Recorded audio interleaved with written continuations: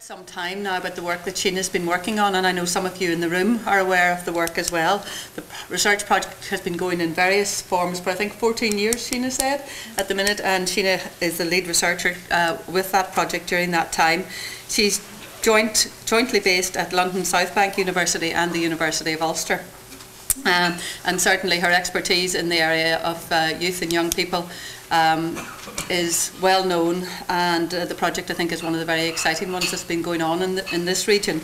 So without any further lengthy introductions, I'll just invite Sheena to give the seminar, as I said, for about 30 minutes, and then there'll be some time for questions and discussions afterwards. If some of you do have to leave at 1, if you can just make your way out quietly, we'll continue the discussions and questions for about 20 minutes, if that's all right with everyone. And the other thing just to note is that the seminars are recorded for the ARK website, so it's been recorded from the back and the microphone is in use. Okay, thank you very much. Thank you very much, Gillian, and thanks to the ARK team for the opportunity to contribute to the ARK seminar series. The data that I'm presenting today comes from a qualitative longitudinal project, Inventing Adulthoods, on which I've worked with a core team of researchers since 1996. And Sheila Henderson, Janet Holland, Sue Sharp, Rachel Thompson. The Inventing Adulthood study started out as a 3-year project to capture and describe the moral landscapes of young people aged between 11 and 18 across 5 different sites in the UK, including Northern Ireland. Further funding after that first 3 years from the ESRC over the next 8 years in kind of piecemeal stages allowed us to follow a subsample of this group across the 5 sites on their own personal journeys to adulthood. This produced a rich insight into the tapestry of young people's lives over time, and as part of the outcomes of that project we produced a DVD for the Open University, which is part of their Youth Perspectives and Practice course. And I just want to briefly play part of that DVD just as by way of introducing the project, and also introducing you to 5 of the young people who took part in the project itself, just to give you a sense of the project and their experiences of taking part in the project. So I'm just going to play the introduction to the DVD, and the DVD has been used in conjunction with a workbook and textbook for students on that course. And the researcher speaking is Sheila Henderson and 5 of the young people on the project, and it'll come up eventually. Yeah, it's like a watch kettle, yeah. So you know which one you want. First got involved in the project when I was about 14, I think. A lady called Sue Sharp came to my school and asked for volunteers. And started doing a whole lot of questionnaires with almost everyone in the school in my year and the year below. When I first started it in high school, I only done it to get me out of lesson. Then it continued every 9 months after that with an hourly interview, I think it was, with Sue. And we either met at home or at school and talk about our reviews of what's happened in the last year and what's your opinion on things in life and how it went on from there. And obviously I'm still doing it now.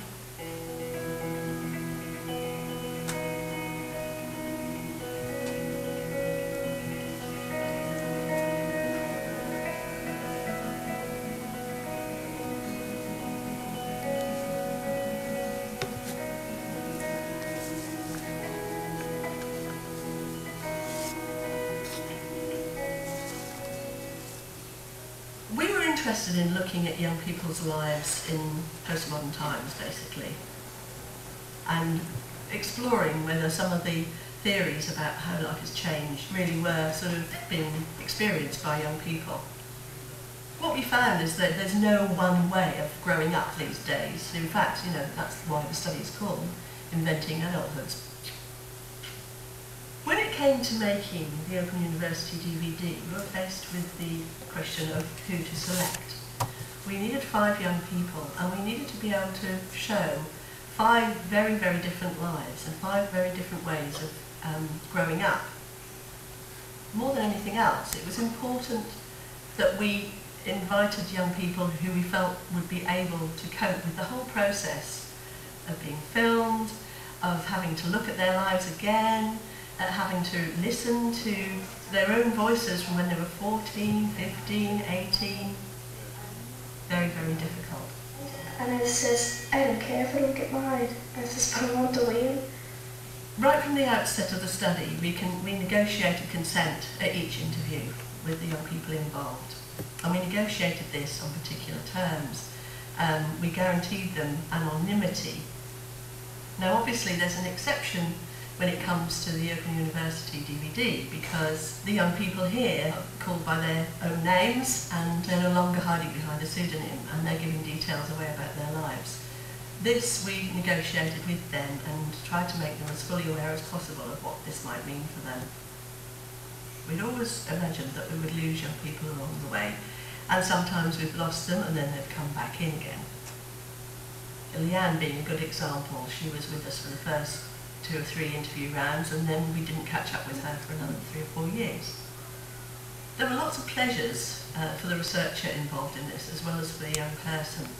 In this study, we've had the wonderful opportunity of seeing young people change over time, and to watch somebody grow from being aged between 11 to 18 to 10 years on is quite wonderful. And I think when people sort of hear the audio, they will get some kind of sense of this, because there'll be different accents or squeaky voices turning into deep voices. All these things are very fascinating.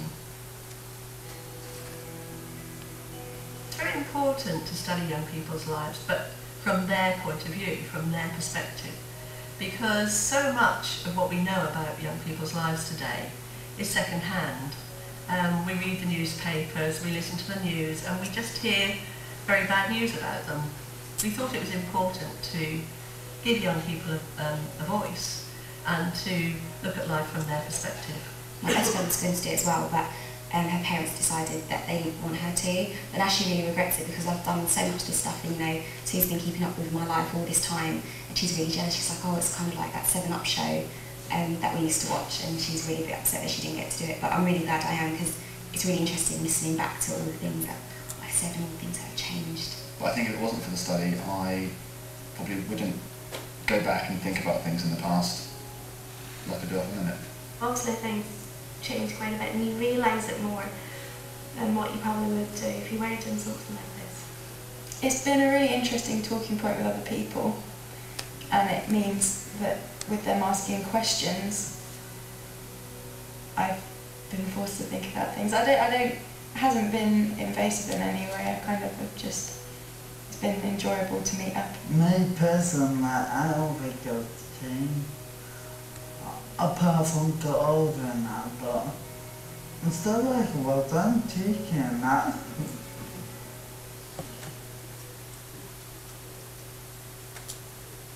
Right, that's it. So that's kind of just 5 minutes just to give you a bit of an overview, maybe just of the methods, which I'm not really going to talk very much about, and also just to let you hear how young people actually kind of experience the project themselves.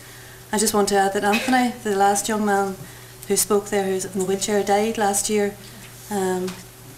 He had told us at the beginning he had a life-limiting condition, so it was kind of sad, and we have lost a few young people over, which is part of life, I suppose. So more recent funding received from Joseph Rowntree Foundation 2008 to 2010 has given me personally the opportunity to re-interview young people from the Northern Ireland site. And kind of a subtitle for that part of the project is Growing Up in Northern Ireland. And it was suggested in the DVD, the longitudinal approach allowed us and the young people to observe and reflect on their lives and on critical moments and their journeys and the consequences of these on different spheres of their lives over time. Young people identified a wide range of situations, events, experiences as being critical or influential in their lives, and sometimes we identified those moments and maybe then reflected back to them in later interviews as to whether they saw the significance of them at a later point. These events included family-related incidents such as moving, illness and bereavement, education-related events such as leaving school or changing schools, starting work, engaging in different leisure activities and social spaces, or significant moments in relationships. How young people responded to these events, including those they had no control over, such as bereavement or illness or family disruption, depended very often on the resources that were available to them and on the timing, and as well as how they reconfigured reality in the light of such events. Critical moments feature heavily in the narratives that I'm going to present this afternoon.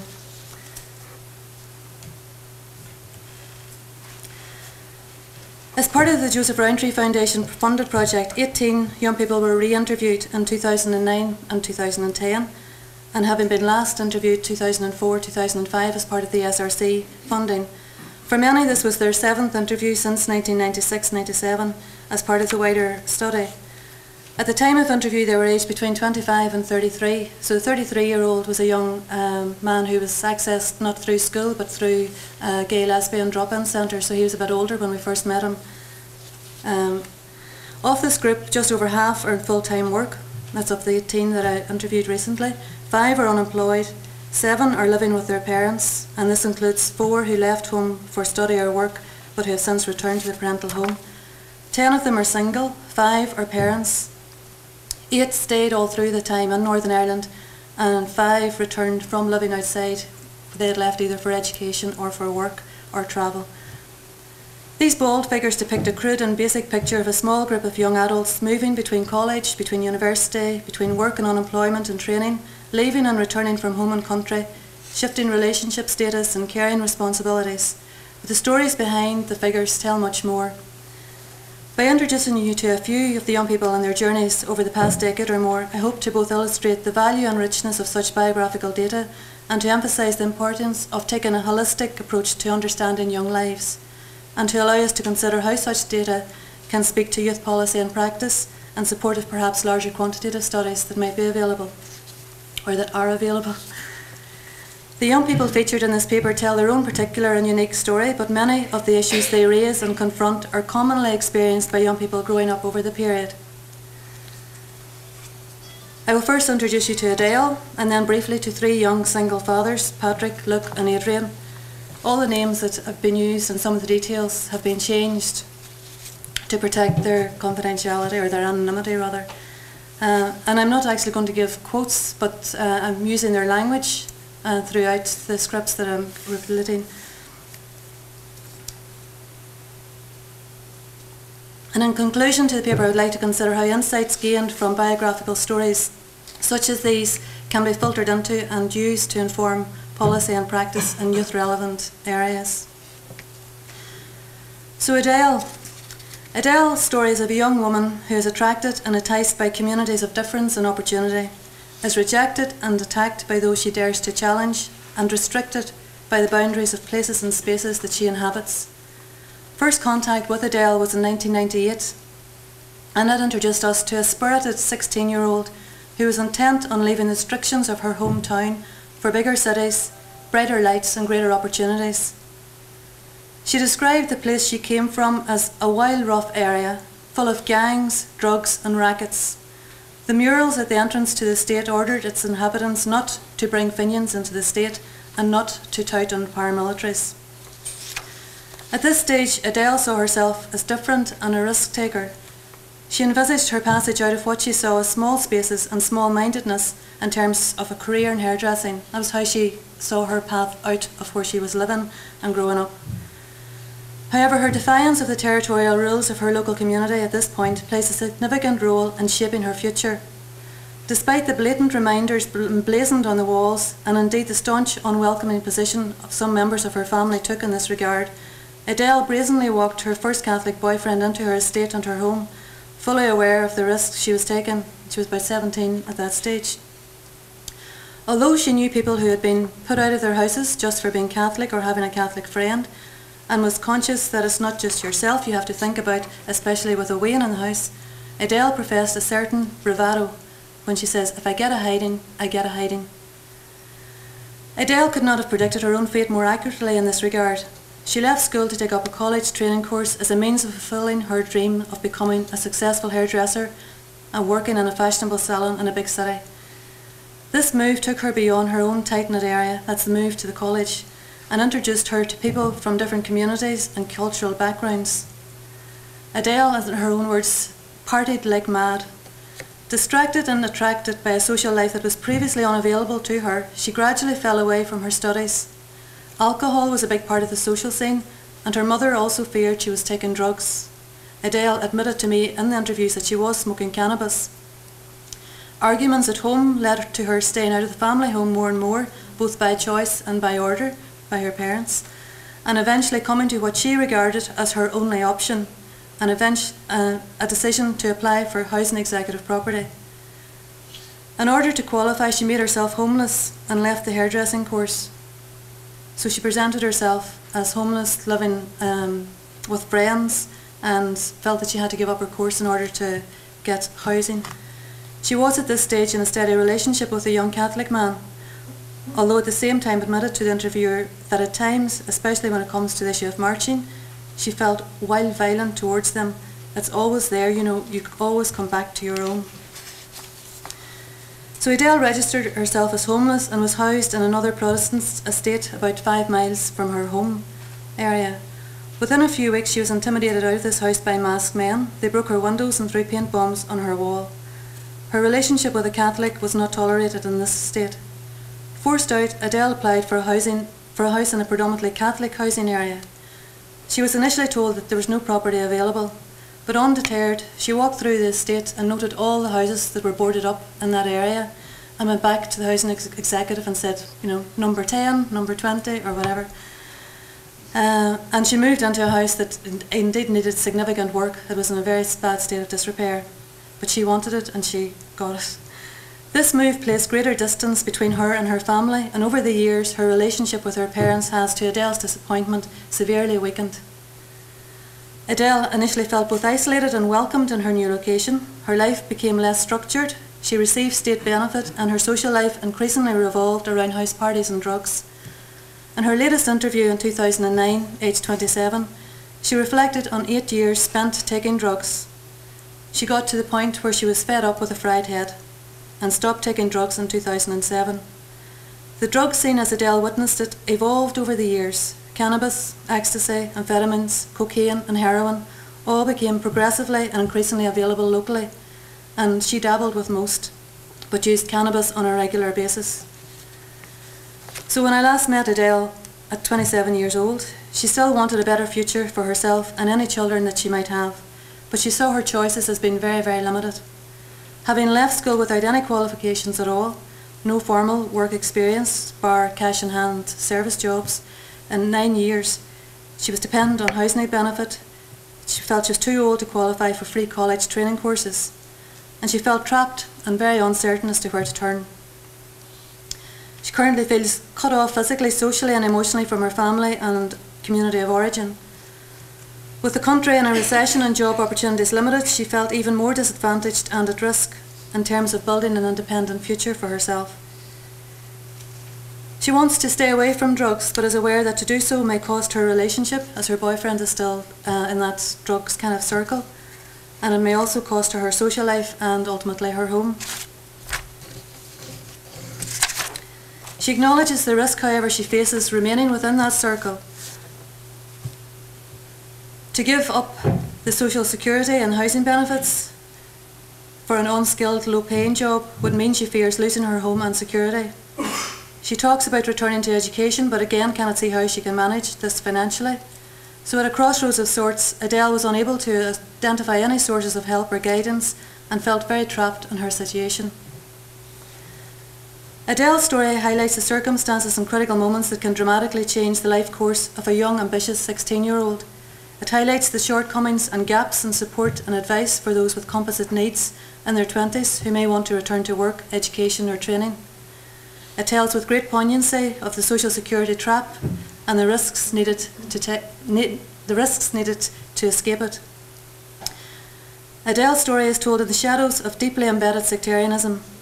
While she marvelled in early interviews at how the drug scene seemed to dissipate community and religious differences, she fell victim to the harsh realities of sectarianism and bemoaned the loss of family support due to sectarian attitudes and indeed to the more practical implications of segregated housing.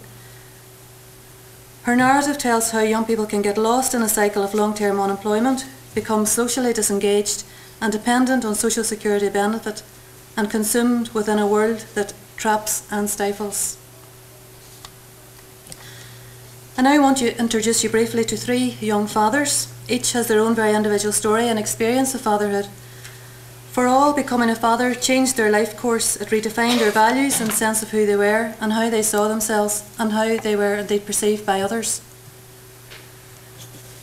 Single mother is a well-rehearsed public and policy identity label. The single father is perhaps less common, less recognised. Luke, Adrian and Patrick have 4 children between them. All 3 moved out of Northern Ireland between the ages of 17 and 20 years old. One left to take up a specialised degree course in order to pursue a particular niche interest and career plan. Another left with few qualifications to capitalise on, the construction boom and well-paid work opportunities in England. And the third was advised by paramilitaries to leave for his own safety due to an incident of which he was later completely cleared. Abroad, each capitalised on opportunities that would have otherwise escaped them in Northern Ireland. High earnings were possible within the construction industry. Travel to Europe and further afield was accessible and affordable. Interaction with a range of different communities and cultures expanded horizons and challenged attitudes. Connections were established and networks were developed. So Patrick's girlfriend became pregnant when he was in his 2nd year of university. They both took the decision to leave their degree courses and return to Northern Ireland in order to make a go of being a family. In a competitive economic climate, work opportunities were limited, and the job Patrick got was low paid and low skilled. He and his girlfriend rented a flat, and Patrick was determined to be a hands-on and involved father. When the relationship broke down, Patrick considered buying a house for himself and his child, but with low wages and little job security, he couldn't secure a mortgage in order to do that. In the end, he moved back to his parents, and his girlfriend and child moved to another flat. Feeling the financial as well as the emotional responsibility of parenting, Patrick did not feel able to return to university and set about finding a job with some career prospects as he hoped. So while not in his interest area, he did in the end secure a relatively good job. His work pattern allows him to have the child for at least 50% of the time and be as involved in the care as the mother. Patrick enjoys being a father. He likes being a young parent. Fatherhood has given him a better outlook on life. Things that mattered before don't really matter anymore, he says. And while he was always highly motivated, he feels he now has something to work hard for. After the end of his relationship with the mother of the child, he was reluctant to embark on any other relationships. He became, as he says, basically a hermit, and noticed that when you have a wean, friends disappear.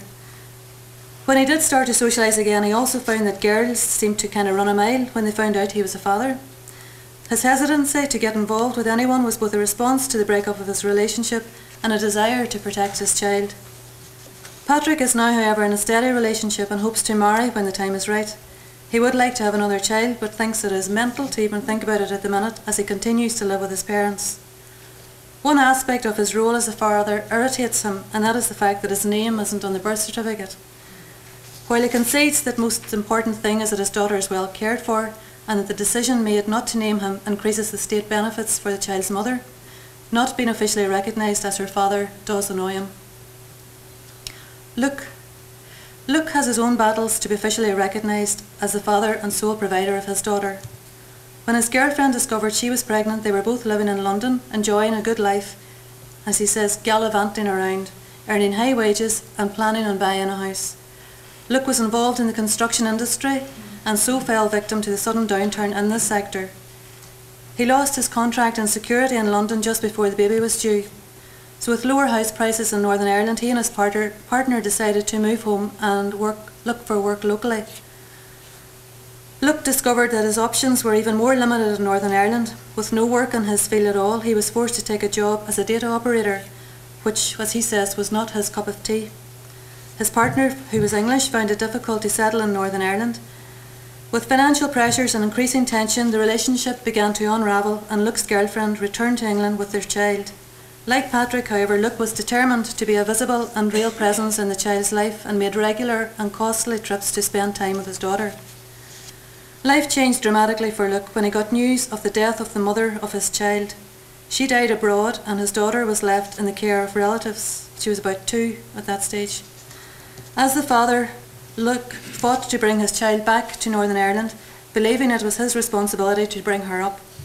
He rented a house in a new mixed housing development close to some of his older siblings and brought his young child over to live with him. The transition period was difficult for both Luke and his daughter. He had to learn fast how to become a full-time dad and deal with his daughter's emotional and practical needs, as well as come to terms with his role and identity as a single father. He continued to do shift work as a data operator, but finds it difficult to negotiate shift patterns that allow him to be at home for his daughter at night. He believes that managers and other staff members do not afford the same flexibility and understanding to single fathers as they do to single mothers. Luke also found negative reaction in social circles to the fact that he was a single dad. He noticed that once they find out I'm a single father, they don't want to get to know you or want anything to do with you at all. While chatting up a girl at work, Luke told her eventually about his daughter. She got up and walked away. Such responses and a desire to protect his child have made Luke cautious with regard to relationships. He has support of a large extended family and is at present trying to work out a life for himself and his daughter. It's not all easy, and even simple play can throw up challenges, as his daughter loves girly things like lipstick and makeup, which Luke says he doesn't promote. Obviously, as a fella, he's not going to sit and put makeup on. When she falls at school, she sometimes calls for her mother, but most of the time she asks for her dad. Conscious of the gap the death of her mother has left, Luke concludes that at some point he may be ready to bring someone into her, but at the minute he is intent on getting everything smoothed out and is not sure how long that is going to take. I have another young father, but I'm conscious that it's 1 o'clock, so I can maybe just summarise Adrian. Adrian was a young man who, again, went to England and worked in the construction industry. He kind of got involved in social circles, multicultural kind of connections, and expanded his horizons. He travelled abroad. Money was no obstacle. He was paid a lot of money. And on one of his trips abroad, he met a young woman and fell in love, and they had a child. They got married and they had a child. Adrian commuted thousands of miles on a monthly basis to be with his wife and child. She got pregnant again, and he then decided to move to her country and try and make a go of it in her country. The relationship eventually unravelled, and due to circumstances of the mother's situation and that, Luke decided that the best option was for him to bring the 2 young children back to Northern Ireland and look after them himself without any contact or support from the mother. And they were brought back, and he was very much dependent, brought back to his parents' home, who he was very much dependent on for their support and resources. He was out of work for a year and became depressed during that period because he was always a worker and used to bring in a lot of money and being independent. The fact that he had no work, that he had 2 young children, did bring him to a low spot in his life. He is now back working in England for a very much reduced wage, with the intention of, because he just could not find work at home, with the intention of saving enough so that he can buy a house for him and his children. He rings his children every day and promises them that he's only away because he's trying to make money to bring them to Disneyland, and they seem to be, as he says, happy with that. I suppose his story kind of highlights again the vital role of family and the resources that are needed for young parents, young fathers, to actually to look after their children, really. And again, his whole identity and sense of who he was changed over that period as well.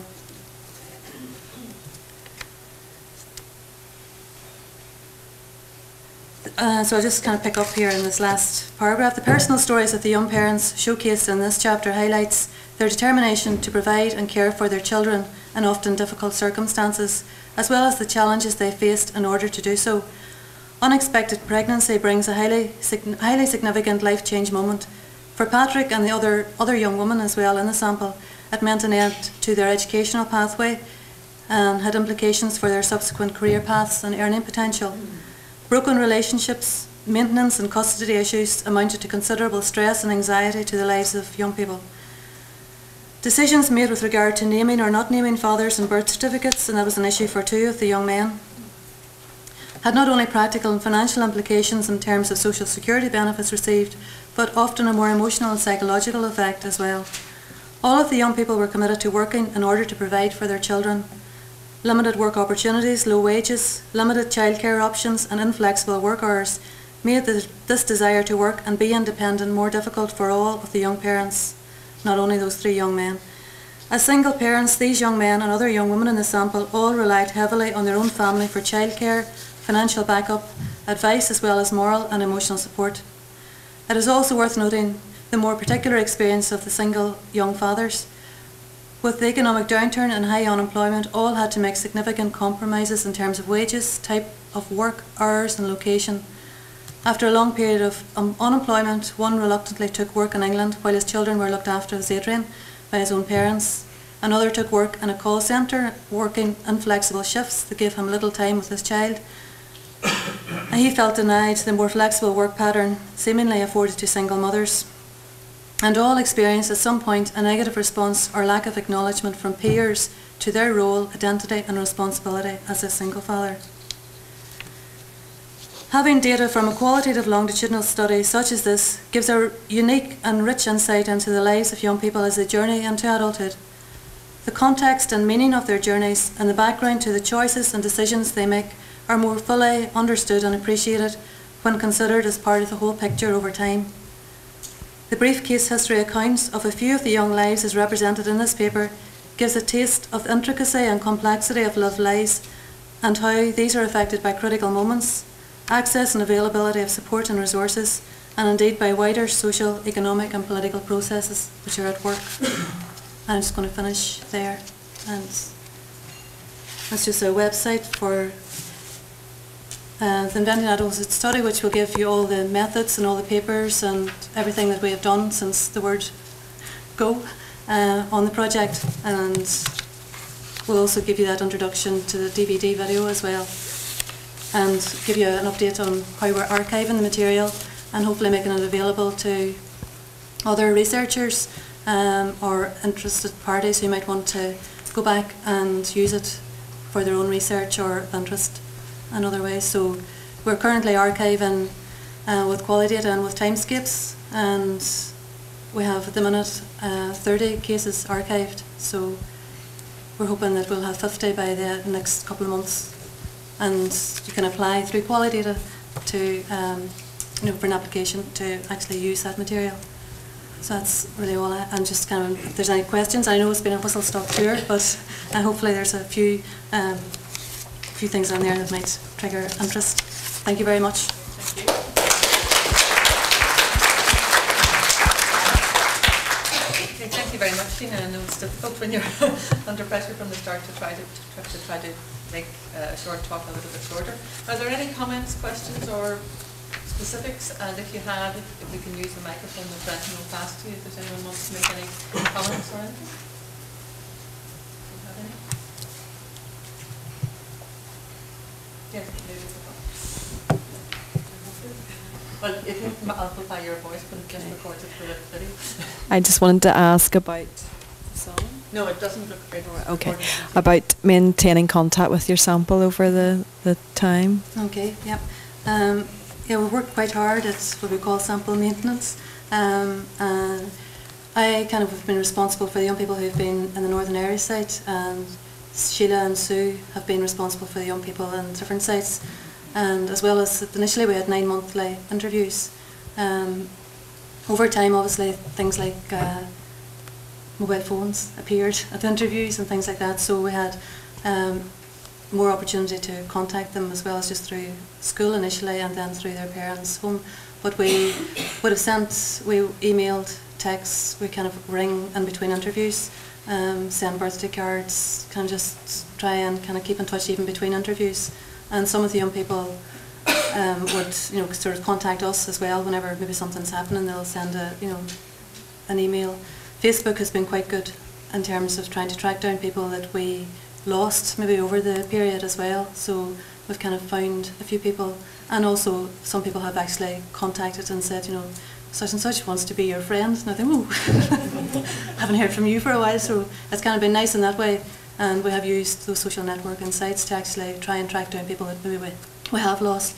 And at the beginning, mobile phones, I mean, they would have one mobile phone, then it would change, the next one, you know, like numbers changed constantly, but recently they kind of settled into numbers. So, but we've maintained, I think it's because we have each had individual relationships with the young people, and that has been easier to maintain the sample over time rather than, you know, changing. They kind of have got to know us. Okay. Any other points or questions about the study or the implications of the work that's been happening?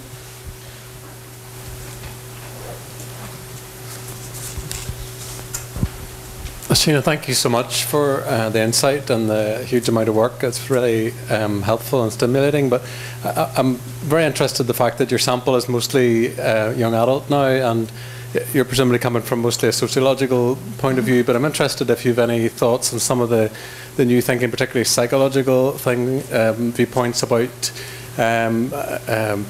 how young adulthood is like a new developmental phase in terms of young people finding their own identity and worldview and so on, and particularly whether you've seen that kind of pattern in Northern Ireland, whether it's different here to the rest of the United Kingdom, and some of that kind of perspective. Okay. Well, I suppose transitions, we have been interested in transitions into adulthood, and I suppose kind of the traditional transition patterns of young people moving into adulthood have shifted and changed, and have, you know, we kind of recognise that it's no longer move from school into work, into relationships, settle down, move out of home, and so on. We kind of have obviously witnessed that extended transition to adulthood, where young people will leave home and then return, or never leave home, as the case in some of for the young people. They're there until their mid and late 20s. So in that sense, we have watched, I suppose, traditionally accepted patterns of transition from young people or into adulthood being dissolved in a way. And in terms of different transitions in Northern Ireland, there probably would be, there's different things that characterise the patterns of the journeys young people have taken in Northern Ireland, compared maybe to the 4 other sites which I just briefly mentioned. One was a inner city area in England, another was very rural, extremely rural, more so than anywhere in Northern Ireland, where your nearest neighbour might be 4 or 5 miles away. And another was a disadvantaged estate in the north of England, and another was a commuter, very wealthy commuter area.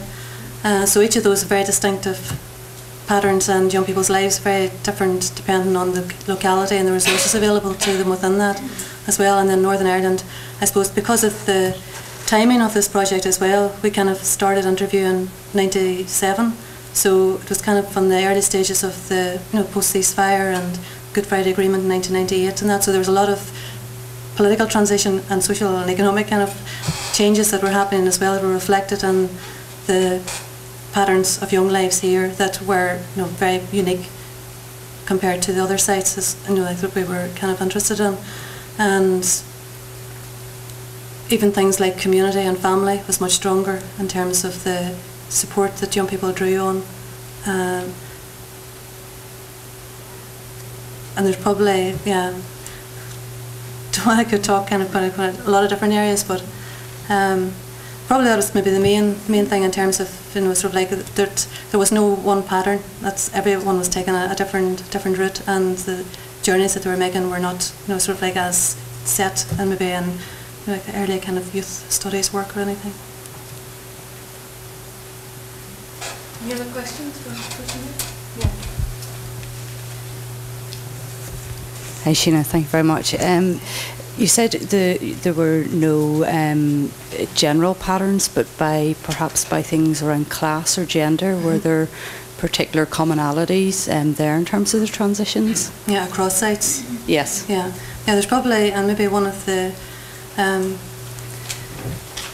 sites, the disadvantaged estate in the north of England, there was a lot of very similar patterns, and class-based patterns that we could identify across those 2 sites in particular. And was maybe again to do with kind of the cohesiveness of family support and that as well, and the dependence on family and communities and the influence of community and transitions. There would have been, in terms of gender patterns,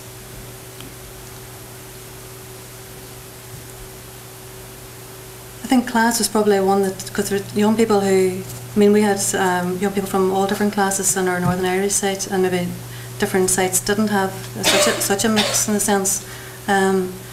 So there's looking at the resources young people had who came from, you know, maybe more middle class background across sites was quite similar, and that's there. At the beginning, we always asked young people, at the end of every interview, we asked them where they, you know, for their hopes and fears, and asked them initially like where they thought they would end up and where they would like to see themselves in terms of, you know, like their career and, you know, how they like their life to pan out. Young people from more middle class backgrounds were more likely to accurately predict and stick to, you know, their kind of dream, if you like, and their kind of plan for life. Young people coming from different, maybe more working class backgrounds, even like using those terms, but their dreams very often, you know, got shattered and shot through along the way. But those that, you know, and maybe we would always, in our interview, in our analysis and write-ups of the cases, we would make predictions ourselves. At the end of every interview, we would kind of predict as to where we felt the young person was going in terms of where they were at that moment in time. The predictions we made for young people from more resourced backgrounds were more accurate than, you know, they kind of tended to stick on the path that they were kind of wanting to be on, really.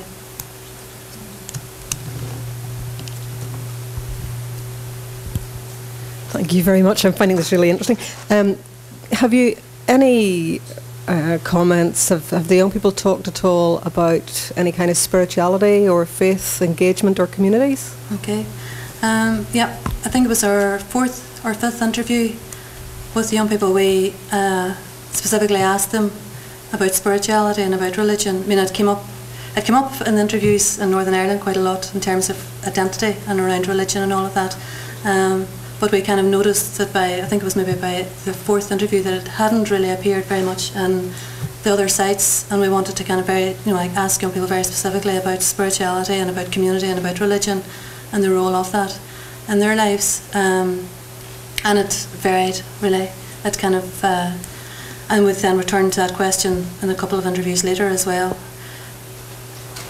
I suppose could say just baldly that the young people from Northern Ireland expressed more strong religious beliefs. Spirituality was experienced and expressed in a wide range of ways, really, from, you know, being in touch with nature to playing music to, you know, going to church.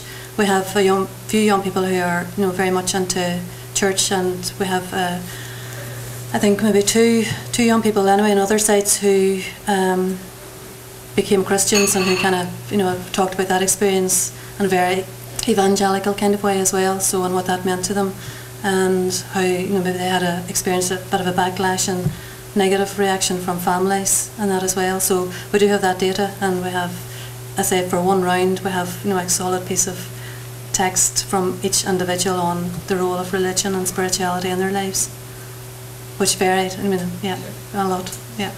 But it was very interesting, and was maybe even asking, you know, I suppose the thing for the young people growing up in Northern Ireland who were, you know, maybe, yep, very definitely Catholic, Protestant, but then unpacking that, there wasn't maybe perhaps a lot of, you know, sort of like faith, if you like, it could be an identity label, but not necessarily an expression of faith. Not always, but sometimes. You have another question? I have another question, yes. Okay. Did you have any ethnic minorities represented in the Northern Irish? We had two. Okay. Yeah, I don't know that that's a percentage kind of reflection of society or not, but yeah, we had two that were from, you know, sort of from Sikh kind of background. Yeah. No, we didn't have any Chinese.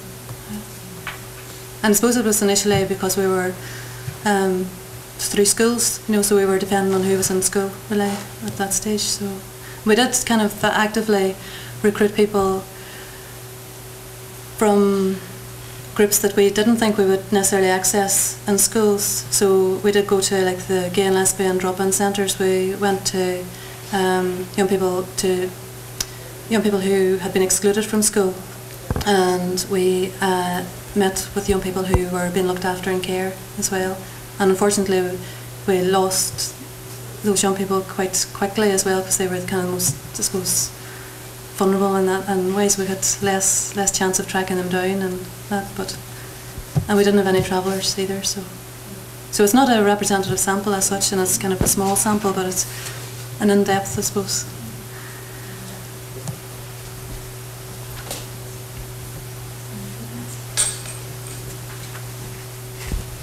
Hi Sheena, I just wanted to ask about disability, because clearly you had one person in your sample who was disabled, and you mentioned mental health issues as well. Was growing up different for those young people in the study, or did you find similarities rather than differences? Well, we had more than one with disability in the sample, and I suppose their issues were often quite different in ways as well. And I've written a paper on kind of mental, not a published paper at the minute, but on kind of the mental health of young people, really. That what was one of the surprising things that we found, that so many young people kind of reported suffering from stress and depression. We have kind of reports of self-harm and suicidal thoughts and attempts, and it's a very, very small sample, which kind of makes you kind of worry about the larger kind of population in a way of young people's lives. And that came, and it's even young people who were, like on the face of it doing very well, but kind of reporting in an interview situation that just sort of like the stress of maybe work or of university, and everything all piling in on top of them. And the worrying thing of it was as well, they didn't feel, they didn't have the knowledge or access to support and help, or didn't feel, well, they didn't report getting any help anyway. So there's a lot of young people that were quietly suffering, sort of like Adrian in this just group, saying that he kind of suffered from depression, but he didn't feel that he could go to the doctor.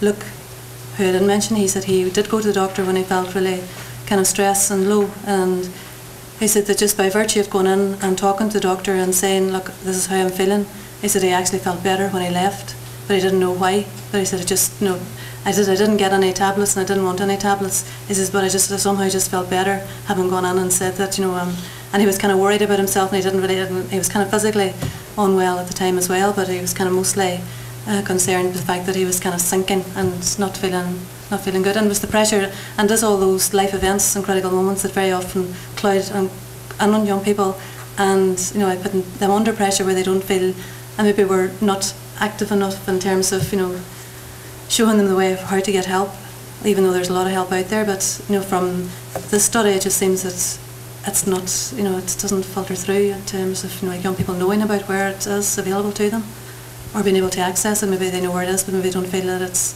accessible to them. And we've had for disabilities, again, that can sometimes very often associated with depression as well, where they feel unable to. The one young man who felt unable because of his disability to work, and again sunk into depression, and didn't had family support, but and had a lot of other things happening as well. This death of his mother, and again it's all those things that just life, but that can change the course of young people's lives very significantly. Sheena, sorry, could I just ask, can you say a wee bit more about the sort of the digital revolution that was going on over this period? Because it has been a really dramatic time in terms of how you contact somebody or how you keep in touch. And did your group, either in Northern Ireland or in the wider sample, did they ever come together, or were they all standalone, isolated people who you interviewed, or did they ever form a network themselves? The digital revolution was kind of remarkable for us to witness and to be part of in a way. I say initially we were dependent on teachers, and then we're dependent on a telephone number at home that may or may not stay the same. and then we're dependent on, you know, sort of like catching people as they're walking down the street or whatever. But yeah, so we kind of have written about the digital kind of revolution in the sense of what difference that made to accessing young people, and also around their own sociality and how their own means of communication, keeping in touch with each other, parents keeping in touch with them, knowing where they're going or what they're doing, how all that changed in a very short space of time, and just how networks emerged over a period, how young people kind of were confiding their innermost and deepest thoughts to people, you know, like on the other side of the world that they'd never met but hadn't told any friends, you know, like face to face. We had, you know, like a young man who went off to meet somebody in America who he had, you know, only met on the internet to see whether he could have, you know, he said he was going off to be spanked. So I don't know, he was kind of like a young gay man that kind of was looking for opportunities and new relationships. And, you know, he kind of, when he came back and was talking, he said he reckoned it was quite a risky thing to do, but, you know, that was kind of like, so watching all that happen, where young people were taking risks that they never would have taken before, but at the same time there was a great level of surveillance and protection, if you like, as well, with, you know, parents being able to check where they are, you know, like when they're at the train station they were able to, you know, text and say I'm here or whatever. So we reported all that, so that was quite interesting, and it did mean a lot for us in terms of keeping in touch with them, because email and text and all was much, you know, sort of quicker and more immediate. In terms of young people meeting up, we set up I can't remember if we called it a chat room or something, at one stage on our website that was only available for the young people who were part of the study, for them to, you know, exchange ideas and, you know, maybe meet up with, you know, schoolmates that they had lost contact with or whatever that were part of the project also. They didn't really use that very much at all, so obviously we weren't kind of like, I don't know, sexy enough on how we kind of like marketed it or whatever. But we did bring groups together. We had 3, as we call them, emergent focus groups. So we had one in London, bringing together young people from all the different parts, all the different 5 sites, including Northern Ireland, who had moved to London or to the southwest of England, to come together and to talk to, you know, like a set of questions in a focus group. And we also kind of, they all knew that they were part of the same project. And we had 2 groups in Northern Ireland as well that brought together young people who were from, you know, different areas, different schools and backgrounds, different ages, and again they kind of so we have that data as well in terms of the, I suppose, and we had certain questions that we wanted to ask at that stage as well, but we also asked them about the process of being involved in the project. So, and we've always, and we've, you know, like as the DVD kind of indicated as well, we kind of, part of the process we would have given back the tapes of the interview, because we were using tapes initially. We kind of moved with the digital age as well. We're now recording digitally, but so that some of them took the tapes of their interviews and some didn't, and some took them and didn't listen to them, some took them, listened to them and decided they didn't want to be part of the project anymore, because it kind of highlighted the fact that their life was just going round and round and round and round and not changing. So there was a lot of risks that we took as well as part of the research process, a lot of risks they took, and we kind of always acknowledged that, and we're quite careful about, you know, consent at all levels, like they consent at every interview, and obviously for the archive they have, you know, given us written consent for that as well. Okay, well I think we're going to have to stop the formal proceedings at that point, Sheena, if that's okay. Thank you. Thank you all for your patience with the late start.